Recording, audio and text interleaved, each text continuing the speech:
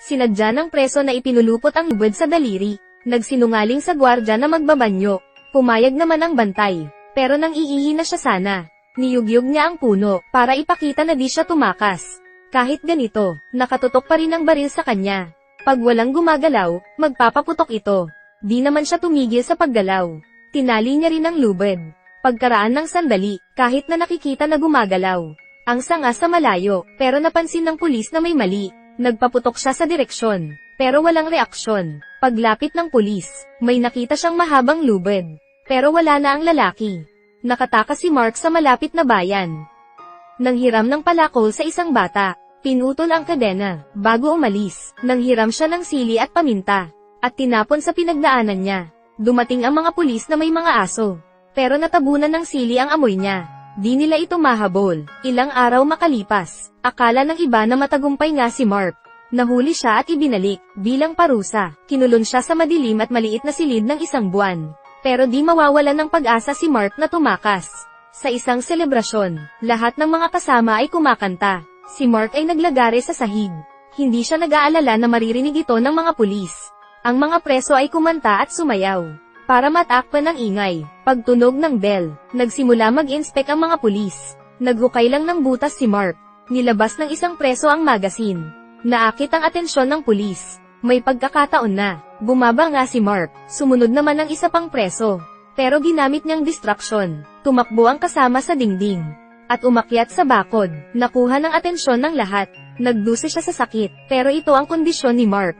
Matapos matuklasan ng pulis, agad na magpadala ng mga aso. Nakatakbo na si Mark ng malayo.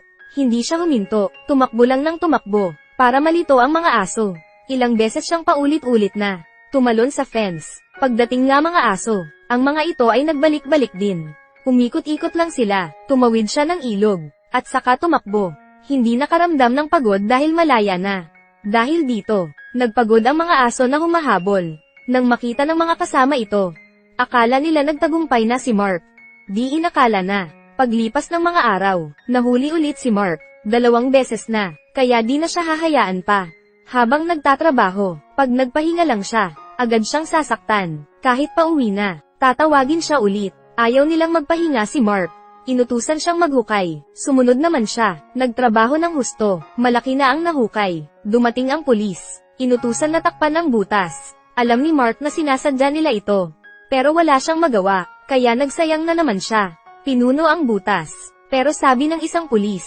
Tinanong bakit niya ito pinupuno. Sa sandaling iyon, nadismaya na si Mark. Sinugod niya ang pulis. Gusto niyang ilabas ang galit. Pero siya ay pinatumba. Alam niya, wala na siyang magawa pa. Ito ang parusa sa kanya. Sa wakas, naabutan ng gabi, dumating muli ang pangalawang pulis. Nang makitang hindi na puno ang butas, hinampas siya. Natamba nga si Mark. Alam niyang kung di siya susunod, siya ay pahihirapan. Nagmakaawa siya sa pulis. Umiiyak at sumisigaw. Humawak sa binti nito. Alam niyang mali siya. Hindi na siya tatakas pa muli. Dumating ang warden. Nakamit na ang gusto nila. Kaya hinayaan na nila ito. Bumalik si Mark sa selda. Hindi na siya binati ng mga kasama. Nung huling pagtakas, narinig niyang pinagtrabaho ang mga kasama. Napahiya tuloy siya. Ngayon ay nandoon siya ulit. Naiintindihan ni Mark kung ano ang iniisip nila. Pero wala siyang sinabi. Kinabukasan, parang nagbago si Mark. Sa pag-utos ng mga pulis, napakamasunurin niya. Nagbago na nga siya. Mas nainis tuloy ang mga kasama sa kanya. Naglabas ng baril ang pulis. At pinaputukan ang pagong. Agad namang lumapit si Mark. Nagboluntaryo. Nilapitan niya ang pagong. Nataman nga ito ng baril. Nakita ng mga pulis na masunurin na siya. Akala nila nagbago na nga si Mark. Di inakala, habang nakafocus sila sa pagong. Dumiretso si Mark sa kotse. Saka umalis. Dahil sobrang biglaan, hindi siya napigilan ng mga pulis. Huli na nang barilin nila ito. Napatingin na lang sila sa paalis na truck. May isang preso din ang sumabay sa kanya. Tuwang-tuwa siya. Nakarating sila sa isang lawa. Tinakpan nila ang truck. Pinutol ni Mark ang kadena. Nagsimulang tumakas ang dalawa. Nung gabi na, gustong makipaghiwalay ni Mark sa kasama. Pumunta siya sa simbahan. Pakiramdam ni Mark ay wala nang mapupuntahan. Ayaw na niyang tumakas. Alam niyang nawala na rin ang ina.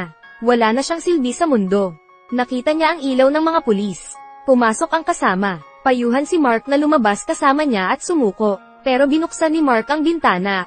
at sinalubong ang kamatayan. Pagkatapos nito, ang taong hindi makulong-kulong, ay naging laman ng kwento sa preso.